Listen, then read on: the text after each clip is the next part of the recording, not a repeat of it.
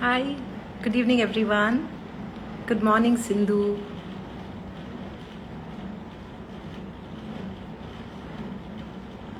Hi everyone. Um, Thank you. We're going to be in conversation with Arundhati Subramaniam and discuss her um, most recent book, Women Who Wear Only Themselves. Good evening, Nimisha. Welcome.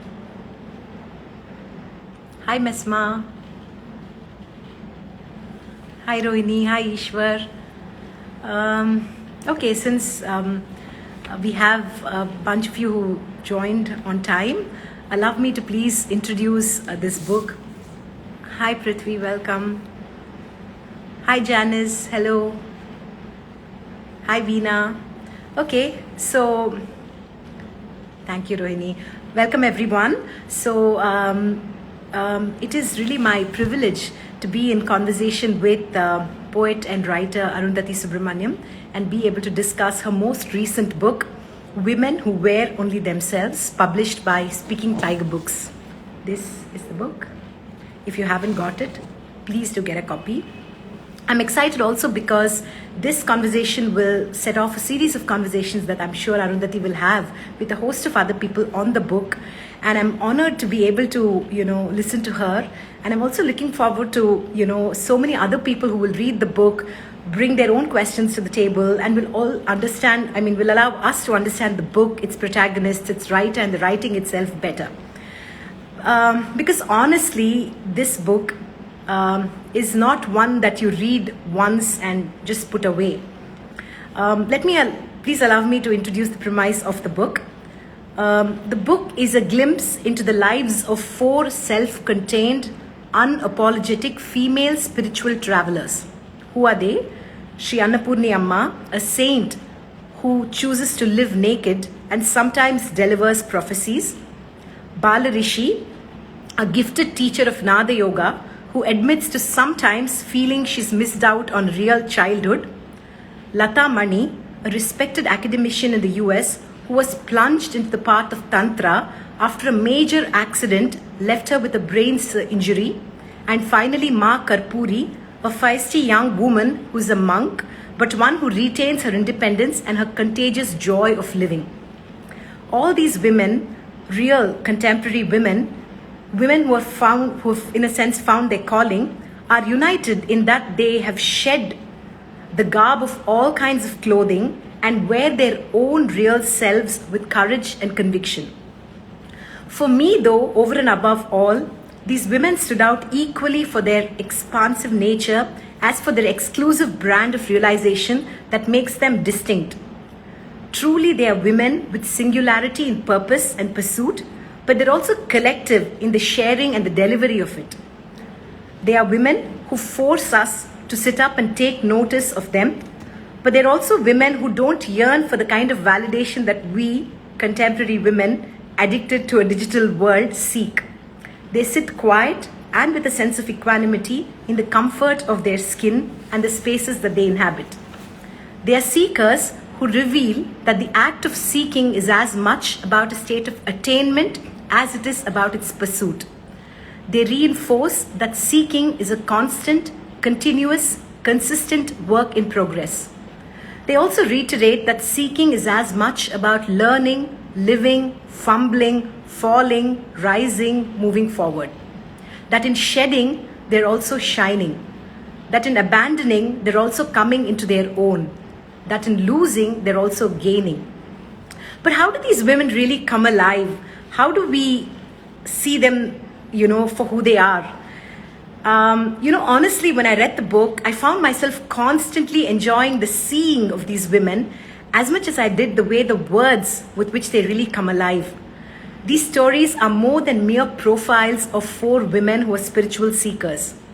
These stories are a celebration of the science, art, and intellect of a seeker like Arundhati herself, who has the ability to see both what is seen, visible to the naked eye, and what remains hidden, unseen, being able to articulate in words that inner sparkle, little moments of magic hidden away, and those we reveal only to those real seekers who have the ability to sniff out and allow us to reveal.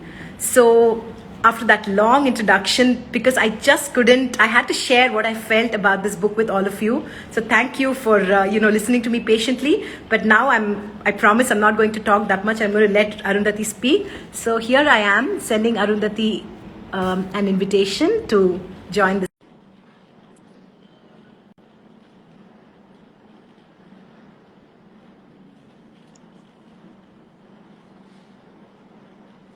Ah, Arundhati, it says you declined my invitation. Let me send it to you again.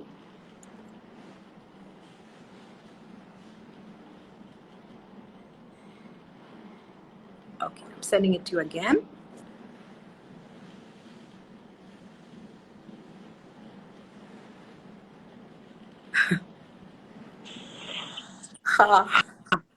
Now I can hear. I couldn't hear a thing. Was there something I was doing wrong, Akhila? Oh, you couldn't hear Yeah, but anything? anyway, it's good to be here. Okay, It's welcome, good to be Arundhati. here.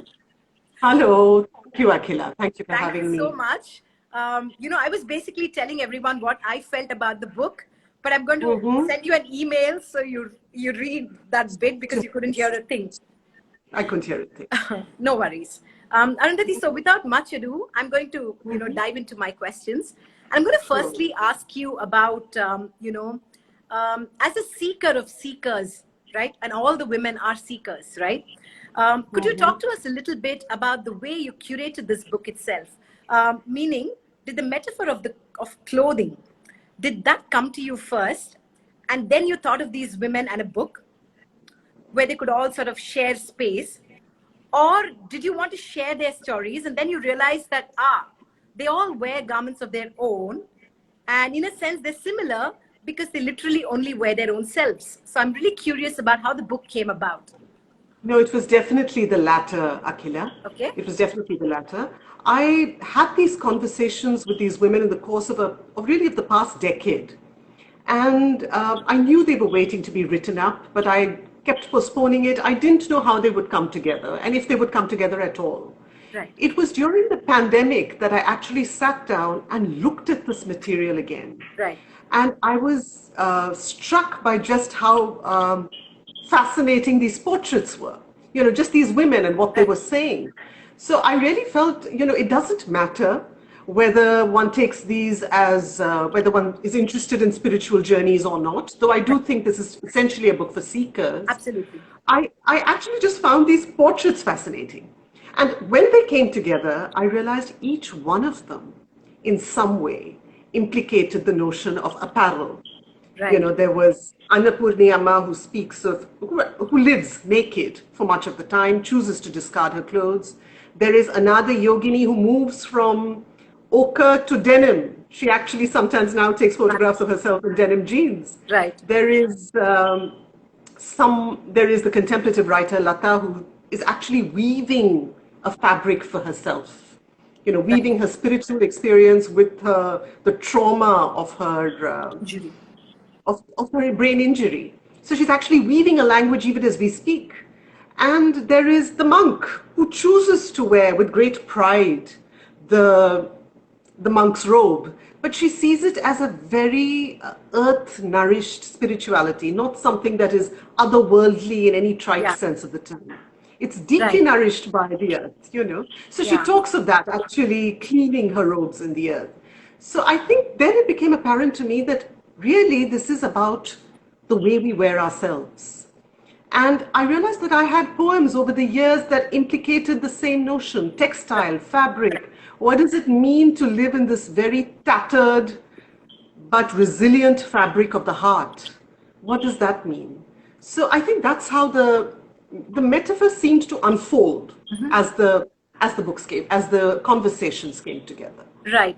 Arundhati, can I ask you to read, because you mentioned textile, can I ask you to Uh-huh. read The poem? the poem? Can you? Okay, sure. It's actually a poem from my book When God is a Traveler. That's right. And yes, but it seemed to fit perfectly here Yeah. as almost a sort of invitation to read Annapurni Amma, the very first woman whom I'm in conversation with here. Textile. Some days, nothing in your wardrobe satisfies.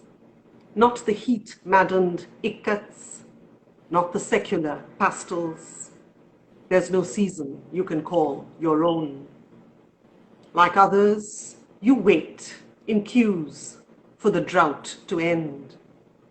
Although you know everything there is to know about the guile and the gristle of the heart, its handloom desires, its spandex fantasies, its polycot, its wear and tear polytheism. And you know that when it happens again, the whoosh of textile, versatile, block printed by sun, it will feel big enough to put an end to all the throbbing questions forever. But the winters, they get colder each time. And so you return reluctantly to digging through the stretch and seam and protest of tattered muscle, deeper into the world's oldest fabric, deeper into the darkening, widening meritocracy of the heart. Just beautiful. I mean, it's amazing how it just fit itself there, right? Just before you begin the chapter on Annapurni Amma. It seems to fit. And it is the weave in many ways. I think, Akhila, you know, my long-standing fascination with the Bhakti poets has also meant, like everyone else, I went through my long years of being smitten by the poetry of Kabir. And the notion of the weaver poet, I think was definitely playing somewhere as well, subconsciously. Absolutely. Arundhati, I want to ask you a little bit about, you know, aside from your own interest in seeking out these women and attempting to sort of, you know, re-articulate their stories, you know, why do you believe in a world that is used to often only hearing the male narrative? Why do you think we need more stories of women to be, you know, unfurled and told? And why do we need to listen to these stories that are lesser known stories, right? Annapurni Amma, I live in Chennai, but I did not know her story until I read this. You know, I just want to ask you, is there patriarchy even in the world of the realized, in the world of the saints as well? Yeah, so the first thing I will say is that these are conversations. While many of these conversations implicate life stories, I didn't think I was not writing their biography. I'm not giving you verified, cross-checked facts. These are conversations, and I wanted the tenor of these conversations to come in. Right. But why? Why? And to come to that question, I'd say probably three things, Akhila.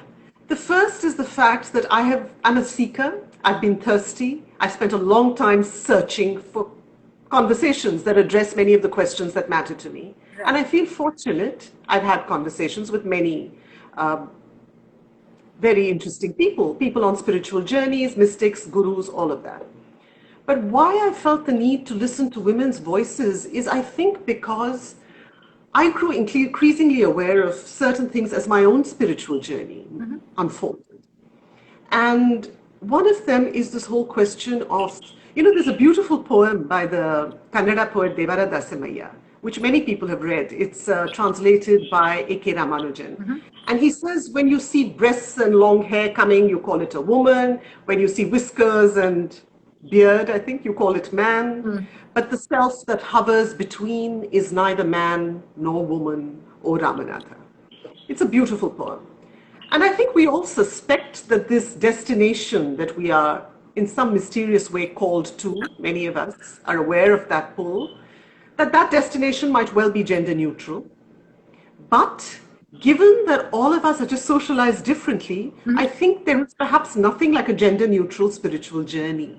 Right. The journey itself is inflected differently. Right. So the questions that began to matter to me were questions about words that we use routinely on spiritual journeys. In Right. fact, this is across all religion, irrespective of religious persuasion. Every tradition speaks of the importance of surrender, for instance. Right. Hmm? Right. Now, I began to ask myself, a word like surrender, which has been used so expediently to subordinate women in cultures across the world, Right. what does a word like surrender mean today Today. for a woman? What does Yeah. it mean? And I feminist theologian whose essay I remember reading when I was in my university days. I'm sorry, is connectivity an issue? Uh, I mean, I can hear you, but I can't see you very Yeah, well. you're too.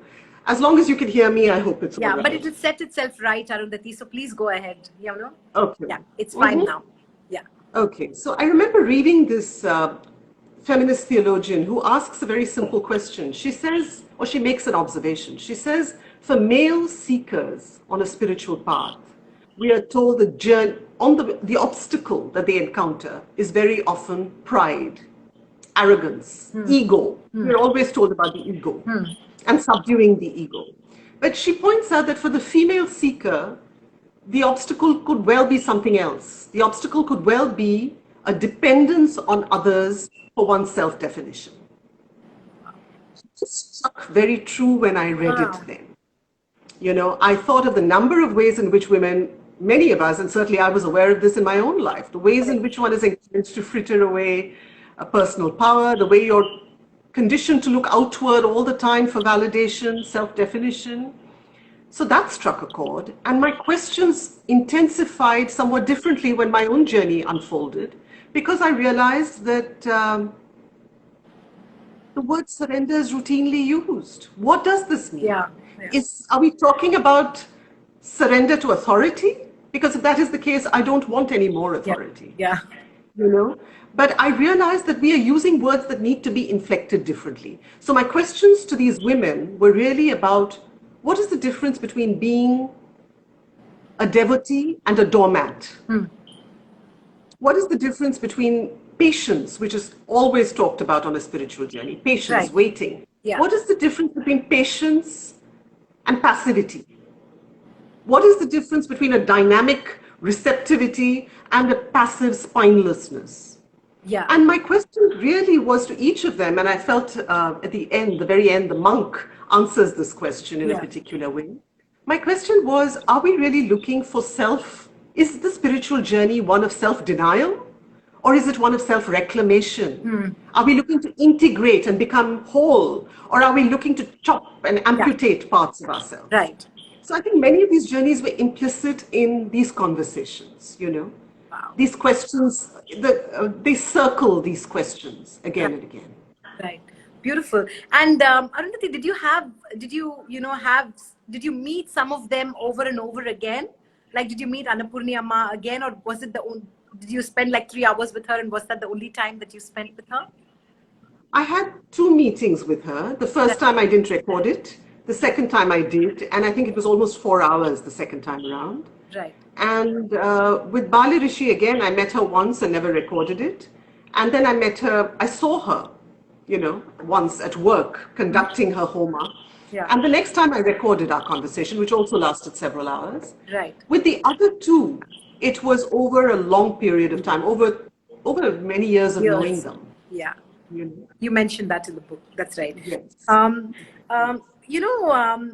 Arundhati, I want to ask you about, you speak constantly about the book itself begins about being thirsty for conversations, and you just mentioned that as well. And by virtue of meeting so many seekers along the way, do you believe that the universe has a way of leading you to these women? For instance, Annapurni Amma, you talk about how you were on a trip to Kanchipuram with your friends, and one of your friends suggested that you go meet this naked sadhu. For it, I think that's the word that she used. And do you feel that the universe in some way orchestrates these things for you? That is, if you're a seeker, the universe is sort of conspiring to make these things happen. Do you believe in that?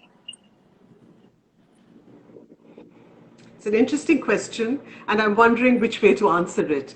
Because part of this book, and it's always when one is writing about the sacred, one is trying to walk a fine line between not alienating the skeptic and not alienating the person who's already deeply convinced of magic of all kinds, That's the right. daily Yeah. magic of our world. Right. So I'd say for the skeptic, I'd say, and which also includes me, incidentally, my journey of faith is not one that is not devoid of doubt. Right. It is, it is routinely potholed with Yeah. doubt.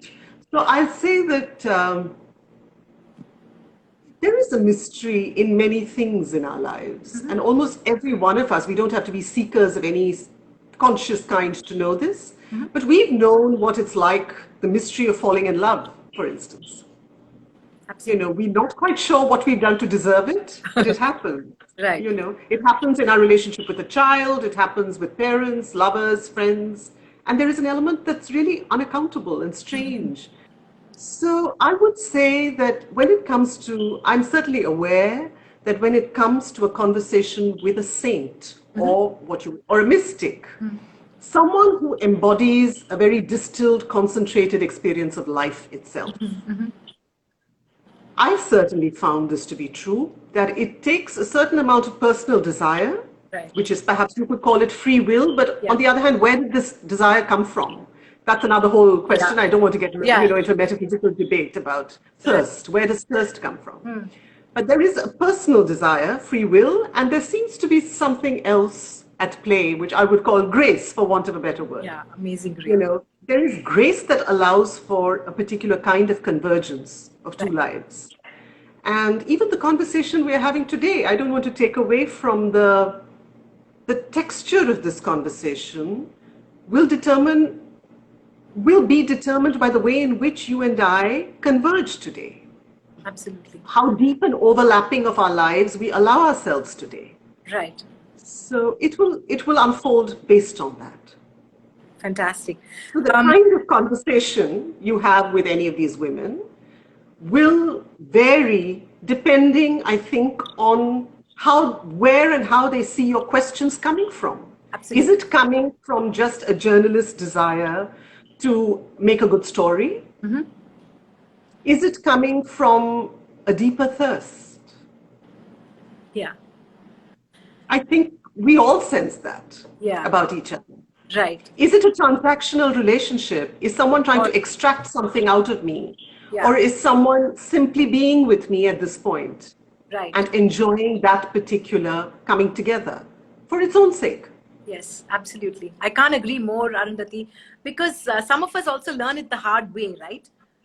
I mean, I think we all do. yeah. There's one really interesting, there's so many things that struck me that I had to really cull out for this conversation. Some things that, stayed with me, even after I closed the book and I finished the book.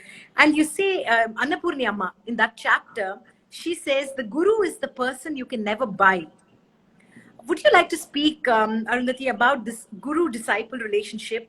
And also when you talk about Ma Karpuri, you also talk of how surrender is not one-sided. And we also spoke about surrender just now, but also deliciously mutual. Yes. I found that just so beautiful, right? Because we never think of surrender as a mutual relationship. We just think of it as the surrendered and this one surrendering, right? So I just want you to speak a little bit about this guru-disciple dynamic and the concept of surrender itself. I think it's I was one of those who saw the notion of the guru as a very alien concept, a very medieval, feudal concept. So I was not comfortable with the idea myself. Right. Until, in fact, there was a need for guidance at a point in time, and the guru did appear after years of quest. And I made many discoveries around that time. For one, I realized, and this was further strengthened by my reading of the Bhakti poets, which spoke to me very deeply. I realized that there is a reason why the Bhakti poets are able to argue with their gods. The reason why they're able to shake a fist at their gods. The reason they're able to quarrel, to, yearn to make love to their gods. They want to eat their gods, be devoured by their gods. They're also capable of dispensing with their gods. Right. So what is this journey about, and what empowers the bhakta to employ all these tones? And I realized there was something essentially underlying it, which is it's a resolutely non-hierarchical approach to the divine. Right. And what allows the bhakta to do that is an essential realization Right. that the human and the divine can't be kept apart for very long. They are part of the same continuum. Right. There is no other. Bhakti is a chosen dance that you engage in with the other. As long as, there's a beautiful line by Ramesh Balsekar, I think. He says, as long as there is a me, let there be a you. So as long as that continues, we dance. Right. And when that dance comes to an end, when I don't need the other anymore, and when there is no me anymore, we drop Right. both. We drop the dance. So Right. Tukaram is able to tell his God, for me, God is dead. Yeah. But this is after imploring him and having conversations with him and quarrels with him. Right. So I think this is, for me, an important part of learning about what bhakti really means. And my conversation with the monk in this particular book strengthened that, because she doesn't talk of bhakti as servitude. Right. Bhakti is not, she says very beautifully, it is not blind obedience. At the same time, it is not impulsive revolt. Right. In a sense, she's pointing to what the Buddha might have called a path that lies somewhere in between, which you're navigating and reinventing every single day. Yeah. But she makes an important distinction. She says, I am not a fan, I am a disciple. This is a very clear path that she indicates, and which resonates deeply with my own. Right. That is, any spiritual journey is one of growing responsibility. So it's not about getting caught up with someone out there, or she's a fraud, or he's authentic, or this one is good and this one is bad. It's about you're moving away from that towards yourself. You know that you're in good hands, you have a good guide. If he or she offers you a key to unlock your own inner guidance. Right. So it is really about looking within, and that's what I think all these women in their own way are reminding us of. Certainly the monk in this particular Beautiful. Yeah. book does. Yeah. She's not caught up with the personality of the guide. In fact, the journey is to move away from the personality to the presence. Right. That distinction, that the guru is not about personality, but about presence. Presence. Yeah. I mean, And I an think, inner presence. yeah, she makes that point. Yeah, I remember reading that.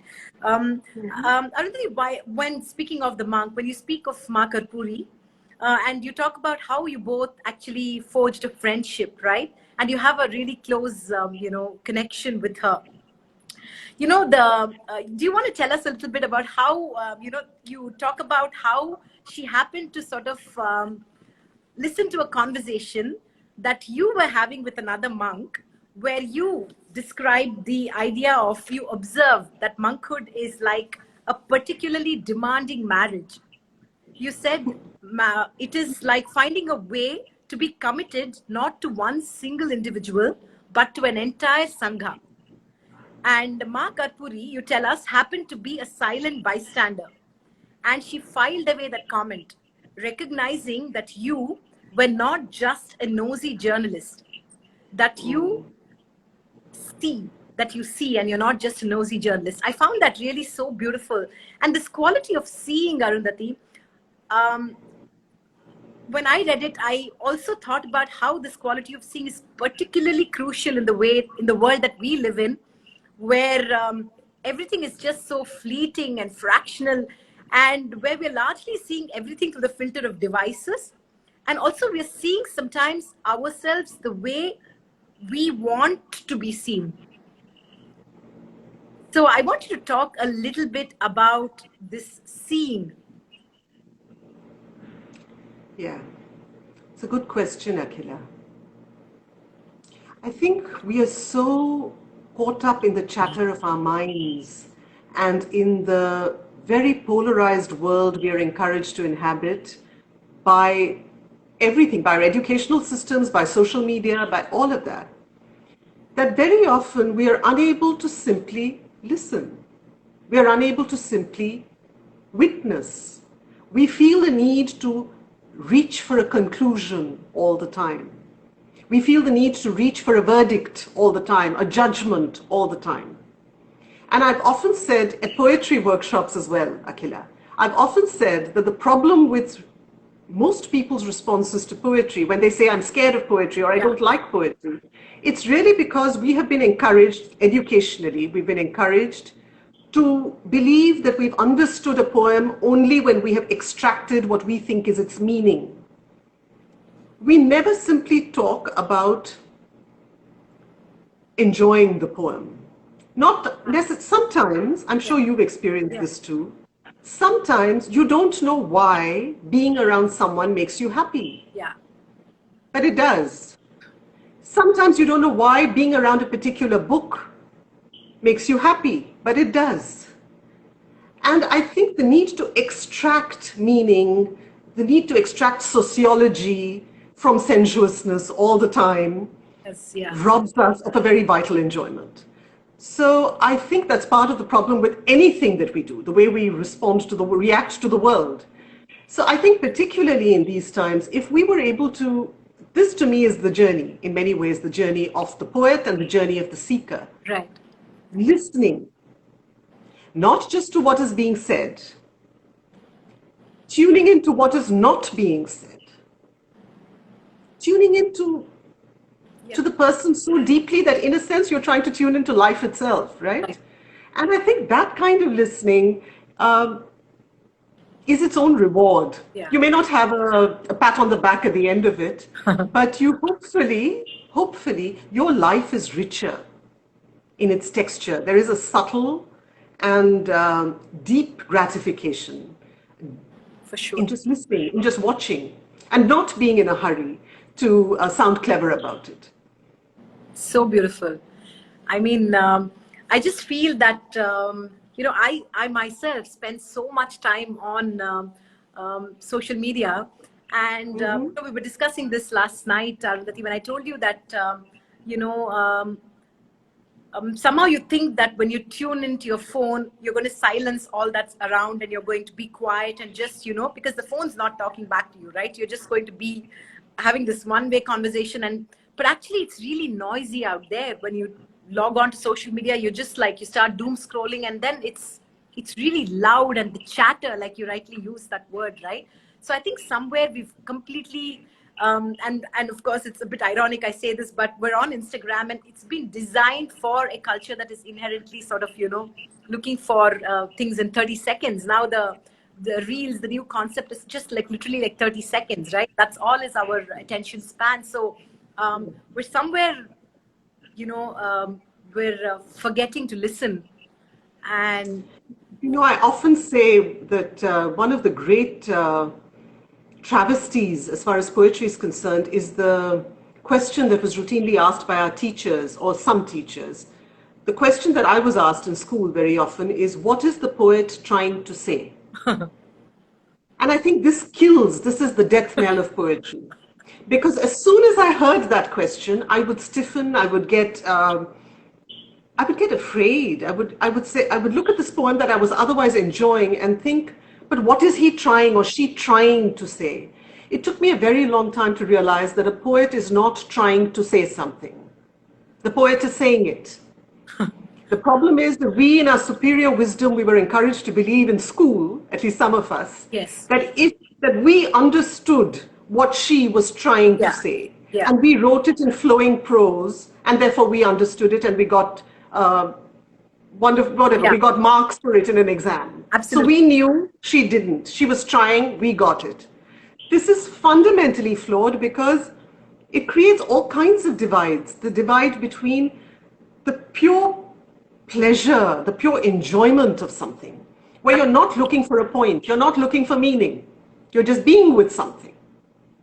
You're just allowing it to wash over you. I think really much of our education, and likewise the reading of a poem or being with other human beings or being with the world itself, is really about learning to marinate and not being in a hurry to extract all the time. I can't agree more.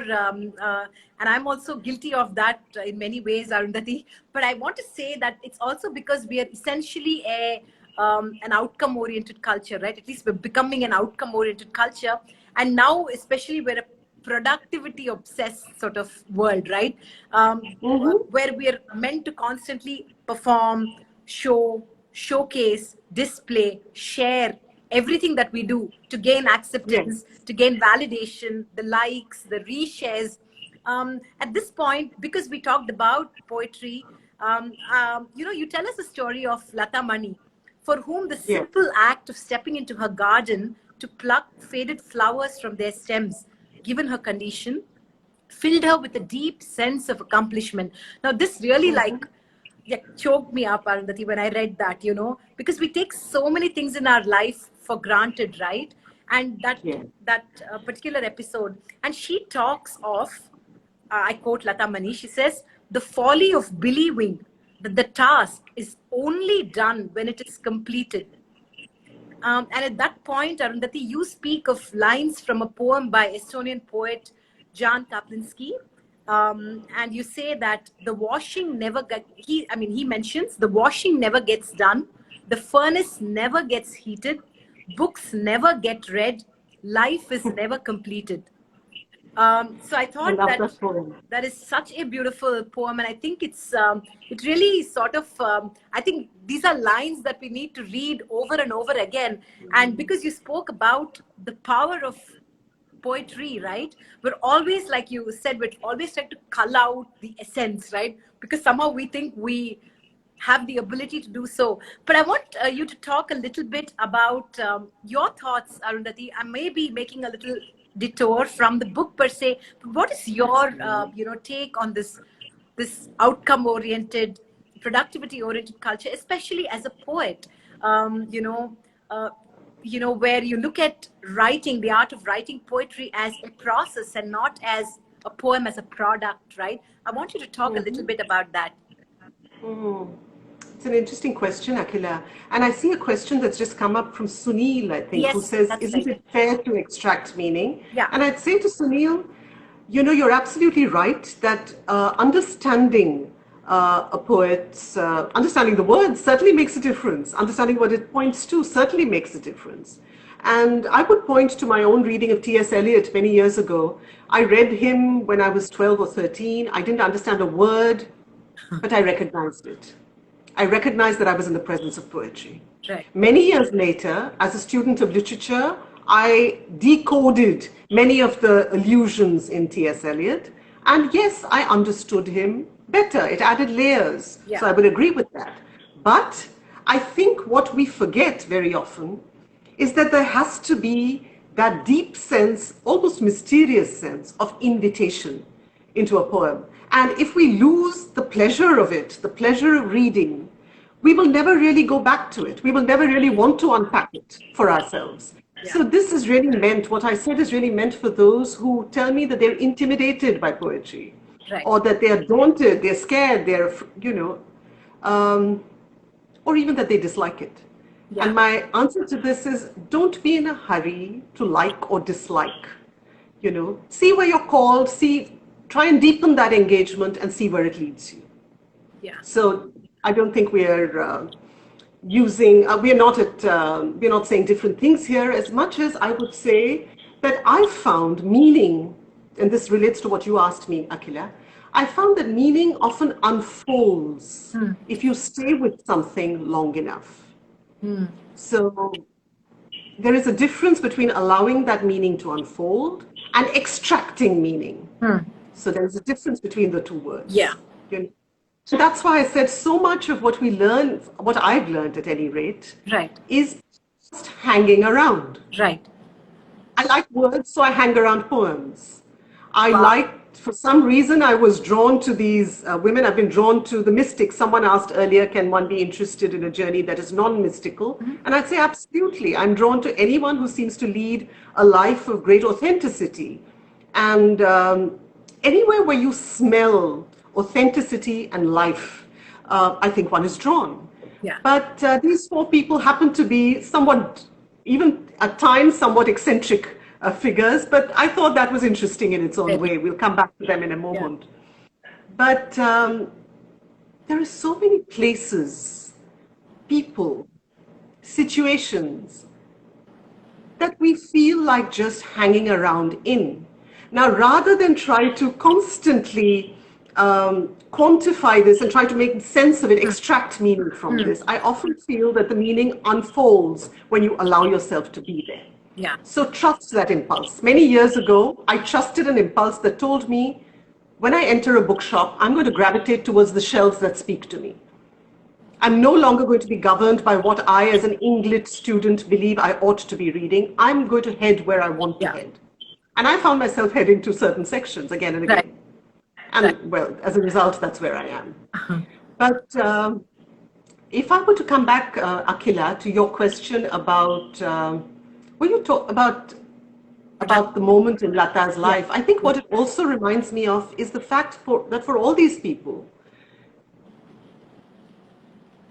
their lives are about daily discovery, small, undramatic daily discoveries. So for the person who asked earlier about mysticism, you know, this is not just some outlandish, outrageous story out there. It is also, each of them talks about a daily practice. So this particular contemplative writer, Lata, goes into her garden. She suffered this brain injury. She is plucking flowers. There are only so many flowers she can pluck that day. It doesn't matter. The weeds, the entire garden cannot be weeded that day. But she learns that she's not looking for some immaculate garden, that in fact, just what she was able to do that day was sufficient. And therefore, the Kaplinsky poem that I quote there, life is never completed. You know, we're not looking to lead the perfect life as much as we are looking to be authentic, hopefully sometimes inspired versions of ourselves, you know, deeper versions of ourselves. And yes, I think we're always going to be unfinished.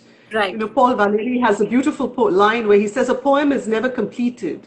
It's just abandoned. That's true. That's really how you make your peace with this unfinished product and you let it be. Absolutely. You let it be, and then you go on and write another poem if you feel called to. Right. Knowing all along that there will never be the immaculate poem. Right. Any more than you can ever be an immaculate person. Right. So as part of my introduction, Arundhati, I did mention that that seekers and the art of seeking itself is I said, constant, continuous, consistent work in progress, right? Yes. Yes. And that seekers in some ways are also constantly negotiating, navigating, falling, fumbling, rising, and moving forward, right? And they're, like you rightly said, accepting, right? And I think many of us also struggle there because we struggle to be able to accept ourselves for who we are, and that is probably where the struggle itself comes from, right? Because we're just like grappling with a world that says like done, not done. You know, we live like wake up. There are like, that's what I do, like task lists, check, check, check. You know, yeah, we never like you rightly used, hang around. I mean, that's such a beautiful word. I mean, I think we've forgotten these words. Yeah. The next question, Arundhati, I want to ask you really about in a world where we all sort of constantly, clothe ourselves with so many identities. Instagram's profile says you describe yourself in these many words. And so many people spend so much time thinking about what are the descriptors that I could use to, put out my identity in a way that when somebody logs onto my profile, they see and they're like really impressed. I mean, I do that too. So, and we all really, look at our wardrobes and feel exhausted from the fatigue that comes with figuring out what do we wear that best represents us or our identity in a certain way. And at that point, when you read the story of of Annapurni Amma, she speaks of how when you take off all clothes, all false appearances, you have nothing more to lose. That is freedom. That is wealth. Arundhati, I want to ask you, when you meet these really fearless women, um, Mm-hmm. do you feel that we have the possibility of recognizing, have you felt that to live a full life, we don't really need a ton of things?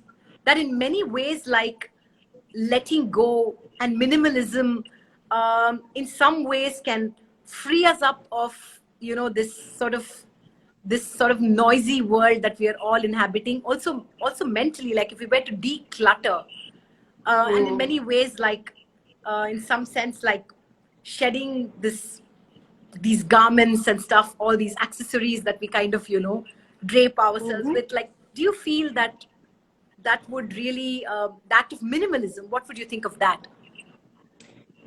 I'd say that any journey, any real journey involves looking at what is really essential and what is an accessory. You know, what is you can enjoy your accessory. There's nothing wrong with that at all. Okay. So I'm certainly not saying that all of us should be doing what any of these people do. Right. Whenever I'm asked, what is your role model kind of thing, I always say, there's really no one who can be you. Okay. So you've got to unlock what makes you unique. That is your journey. So it's interesting that the cover of this book has a woman who is weaving. Yeah. It also has a woman with scissors. Yeah. So it's certainly cutting, and this is a very beautiful image by Arpana Kaur that we chanced upon, and I felt it was just so ideally suited Right. to the cover because it is about cutting off superfluity, seeing through the excess, cutting the flab, Right. cutting right through that, not Yeah. getting taken in by it. But it's also about weaving. So it is about self-revelation and self-creation at the same time. You are composing yourself at the same time you are stripping away the inessential. So each woman does this in her way. Annapurni Amma chooses to do it by living naked, Yeah. at least much of the time. Someone else chooses to wear a monk's robes because she feels that that roots her in a particular way. Someone else chooses to wear blue jeans, and that's fine too. So it's really not what you decide to wear as much as how you do it. How you're wearing what you wear. How are you wearing yourself? Are you wearing it with consciously? Are you wearing it freely? Are you wearing it with a certain joy, pleasure, abandon? Or has it become its own straitjacket?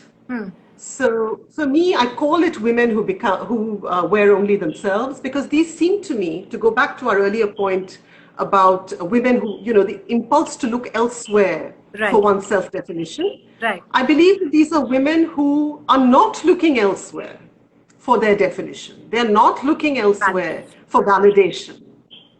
Yeah. They may enjoy, they are not islands. They live in the world. They have their connections with the world around them. They have their guides, some of them.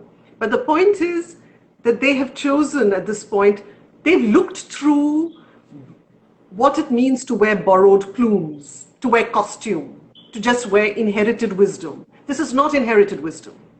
This is a discovery that's being made. Every day they're crafting themselves. Right.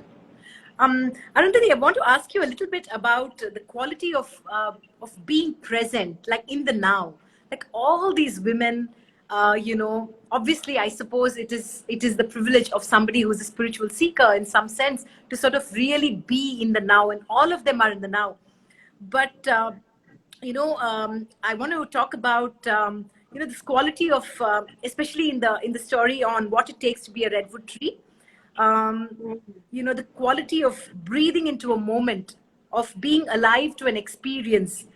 Lata Mani speaks of how her trauma became for her a catalyst for spiritual transformation. So she said she breathed deeply into her condition and something unmistakable began to emerge. I want you to talk about, Arundhati, like, what is it like for you about being in the now? Both from your point of view of, traveling the spiritual path yourself and being a seeker, and also its imperativeness as in your journey as a writer. Mm-hmm. I'm again wary of using being in the now as an easy catchphrase because it's a very hard one Yeah. aspect of one's journey. So I don't want to sound like a bad imitation of Eckhart Tolle because he does a much better job of talking about it than I will. But I will speak of it as a poet, which is very deeply linked to my journey as a seeker. Right. My last book was called Love Without a Story. And I was asked by many, why is it called Love Without a Story? And my answer to that was I put the lines into the mouth of Avvaiyar, the great woman poet, the great wise woman of Tamil Nadu. And in my poem, Avvaiyar says, for lovers flatten into photographs, photographs into reminiscence, reminiscence into quiet. And then what's left? Perhaps just the oldest thing in the book, love without a story.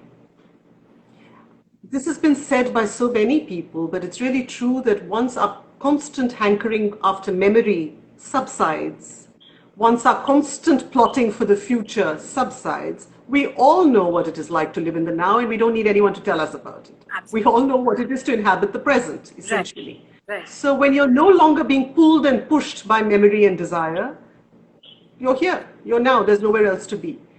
So to me, Love Without a Story is about no longer being seduced by the drama, the plot of life. The plot happens, that's part of the life journey. Right. The plot keeps coming on, in and out of your life. Right.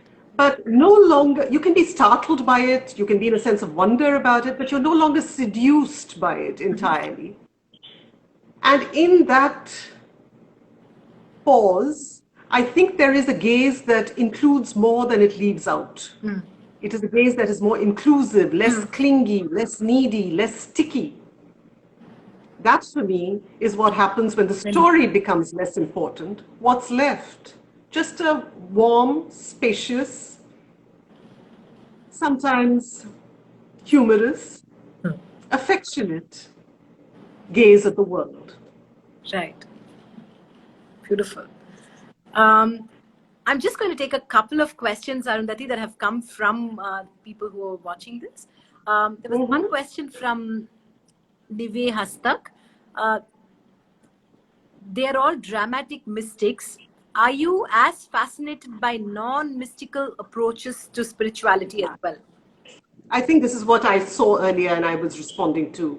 The fact is that it is about a very quiet daily engagement. Each of them has their sadhana, each of them has a very quiet practice. So this is not just about the dramatic, it is also about the very quiet daily engagement with life itself. Right. Shabnam Mirchandani has a question. She says, as a potter, I recently started to feel that it was the clay that was molding me. Did you feel molded by the words that flowed out of you after surrendering your particularity? Oh, yeah, okay. After surrendering your particularity. Hello, Shabnam. It's good to hear from you. And let me say that, I don't want to go back and discuss the word surrender, which I've already discussed at the start. So let me say, I think it's a combination of both. At least this is something that I know when writing a poem, that it is something that I want to say, but you're also being guided by what feels like it needs to be said. So you're guided by your medium, you're listening closely to your medium, which is why poetry is always, as I say, it's a kind of inspired eavesdropping. It's not just you creating, it's also you listening. So it's a combination of both, always, Yeah. And as I'm sure it is for you as a potter. Thank you, Arundhati. I want to ask you, this question about, and I ask so many people this, Arundhati, and I want to ask you this question about stillness and movement. All these women have this quality of quiet, but they're also like extremely like women who are alive. They're like dynamic women, right? I want to ask you your take on the idea of stillness and movement and vice versa. Wow. And why is stillness an important sort of, also want to ask you about why stillness is an important sort of a tool to sort of make friends with, really. You know, I don't want to sound like I'm turning into some kind of spiritual guide, which I'm not. But I will say that I think we've all recognized this in ourselves, and that is a capacity for inertia, for just being, in states of paralyzed volition, complete inertia. And we also know what it's like to be in states of hectic activity, just doing all the Yeah. time, and we don't quite know why we are doing it. Yeah. And compulsive activity. Yeah. Somewhere between inertia and compulsive activity is a great sense of aliveness and presence. That to me is stillness. It is not dead. It is not passive. It is very alive. It is being extremely attentive, extremely present, not being in a hurry to cover it up with language, not being in a hurry to cover it up with the expedient phrase. You're not looking, you're just being very, very Yeah. attentive. Attentive. So I'd say that to me is what stillness is, and which I hope in some way was conveyed even in the book, a way of listening. My very first poem is in the book is to Devi, is to Linga Bhairavi, Oh, yeah. the goddess who Right. means a great deal to me and to Right. whom the book is dedicated. Right. And there's a one-line poem to her which I will share with you, Right. where I say, in her burning rainforest, silence is so alive, you can hear, listening. And that to me is what Devi is too. A concentrated, distilled, alive listening. That to me is what we are being called to do. Asked earlier about surrender. Yeah. You talked of it, Shabnam speaks of it. Essentially, the reason why it is mutual is because you are listening, and what you hear is intensely alive listening. What happens when listening meets listening is perhaps my Yeah. Zen koan for today. Right. But let me come back. I mean, on that moment, I'm going to pause, but I also want to address what I think someone else asked in the course of this. Was it about the mystical process? I think we touched on this, but it was someone asked, is it a luxury? That's right. Carnatic mom. Yeah. You're right, Arundhati. I seem to have missed that question. Is it a luxury? So I'd say to Carnatic mom, I love the name. I'd say to her that absolutely, if someone hasn't had a square meal, it is a luxury. Of course, it is a luxury. To speak of poetry is a luxury. To speak of art is a luxury. All of these are luxuries if you haven't had a square meal, if you don't have, your basic necessities are not addressed, it is a luxury. But once those are addressed, is that sufficient? No. I don't believe the human being is ever simply content with just that. There is a deep yearning for something more. And I think that deep yearning we ignore at our own peril. We can postpone it, Yeah. but it will find a way of surfacing at some point or the other, sometimes inconveniently. But we defer it at our own peril. Thank you, Arundhati. I have just one last question because I know it's 10 o'clock and I told you that I won't take more It's a than an long hour. ask. But the book is also particularly for me, there were so many things that struck me. I mean, there was, like I said in the beginning, and you missed that introduction where I said, this is not a book that you just read once, right? Because it's, I think you have to, these conversations have to be read and reread because you can really, you kind of respond to them, I suppose, like with more meaning each time you read them. Because I want to read Lata Mani's chapter. That for me was actually the chapter that that really resonated with me, right? I don't know, somehow, because anyway, so I mean, not like, I want to ask you a little question about, in a world that we're so obsessed with physical appearance, and where body shaming is really, common culture. And thanks to social media, we're also so worried about body image and all of that. These women really, they inhabit their bodies with so much abandon, but also with so much awareness, right? Somewhere, Arundhati, you speak about of freedom and discipline, right? So there's also a sense of abandon, but there's also a great sense of rigor, right? Could you just talk to us a little bit about that, and then I promise I'll let you go. No, I'm happy to stay, and I just want to say that freedom and rigor to me are such important aspects, even of any kind of artistic endeavor, isn't it? I'm Right. sure Shabnam Mirchandani knows that about pottery, and we know that about all the things that we do, even if it's cooking a meal. We certainly know what it's like to, it involves freedom and rigor. Right. So I feel if we were to look at all these four journeys, I would say that each one of them works with freedom and rigor in their own particular way. There is, there are some who look for freedom within the parameters of a form. So that is the monk following a path, but looking for her freedom within that, within those parameters Yeah. and finding it. Right. There are others who are actually creating, freeing, creating their form in a situation of freedom. But there is no escaping form and there is no escaping freedom. The two go hand in hand. Yeah. So each of them, I think I'm certainly aware of this as a writer, as a, when you write poetry, you're certainly aware that you are, even if you Yeah. write free verse, the Right. form is just as Yeah. important.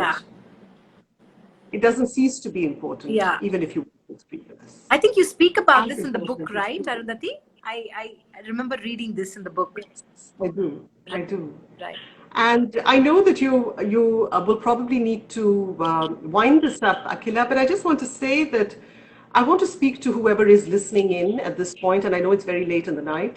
I just want to say that this is really a book for seekers, but it's also a book about some very fascinating human beings. Absolutely. Very fascinating human beings. You don't have to be a believer of any persuasion to read about them. To read about a woman who has a conversation with a guide who was been dead 3 centuries ago, Oh. or to read about a woman who chooses to sit naked and is comfortable with her body, to read about a woman who became a guru before she even became a seeker, and who became a seeker much later. Yeah. That in itself to me is a fascinating journey. To read about someone who's trying to find a language to speak of the very impermeable, opaque world of physical trauma and spiritual experience. That to me is just a quest in itself, the quest for language. And to read about a person who tells you the way forward is never going to be one of blind faith, and the way forward is never going to be one of impetuous rebellion. The way forward has to be a different one, an attentive one, a conscious one. To me, these are just strategies for living, really, Right. that these people are talking about. So I hope you'll enjoy it just for that reason alone, Absolutely. as possible ways of living out this strange business for which there is no blueprint at all, which is human life. Absolutely. Arundhati, there are two questions. Can I please ask you? Yeah. Sure, There's one sure. question from Mesma Belsare, and she says, Mhm. her question is, can human existence ever endure the absence of poetry? Oh, you're a person after my own heart because I would say no. It can't. It can't. I think there's such a deep, visceral, joyous love of verbal magic. And that is poetry. And I think we all have it on some level. Some perhaps enjoy it more than others. That's fine. But I think there's a very deep, happy, exuberant love of patterned language that is human to enjoy and to seek. Absolutely. There's also a question from Deepika Poddar. She says, do you think the pandemic is a giving time for artistic creation? What was your experience of creating something new amidst the trying chaos? It's a good question, Deepika. I'd say that it was a hard time, but it was also a time to engage in a kind of life audit, looking at my life more closely, what I wanted to do, what I knew I just didn't want to waste my time on. So looking at all of that, it's been important. And what I did realize was that I needed to attend to this fundamental distinction. What is a powerful silence? What is a powerless silence? And I think to me this addressed many things. A powerless silence is for me the just not being heard, not feeling acknowledged, not feeling prized, not feeling seen. That is the silence of the disenfranchised. But a powerful silence is a chosen silence, and it is anchored very deeply in the self. And I think with that, and these women for me were examples of that. They were examples, and for me, listening to them was a way of tuning in to the voices that I felt counted, the voices that speak sometimes softly, that are not seeking attention. These are not celebrities. I wanted to hear the quiet voices, the voices that don't feel the need to raise their volume and wave a flag all the time to be heard. Beautiful, yeah. Thank you, Arundhati, for writing Thank this you. book, for really allowing us to listen to the voices of these women whose stories we haven't heard, and for telling their stories so beautifully, and also for this conversation. I'm so grateful that that you agreed, to my invitation, and thank you for really sharing just the way you always do, making every conversation delightful. I said this in my post this morning that I was first introduced to you by Alanmel Valli, and I'll remain eternally grateful to Valiaka for introducing us. And I'm really looking forward to the coffee that we talked about last night.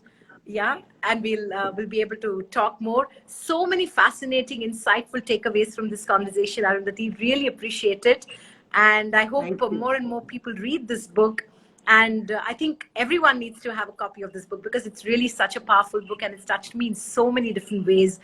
So thank you for that, and thank you to everybody who stayed up, and in India who stayed up and watched this conversation. People from outside of India.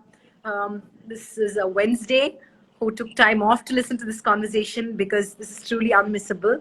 Thank you so much. We're going to be saving this on our IGTV, so you can come back and listen to it. Thank you, everyone. Thank you, Arundhati. Take care. Thank Stay you so well. much, Akila. Thank you all for being here. Bye-bye. Thank you. Bye. Bye-bye.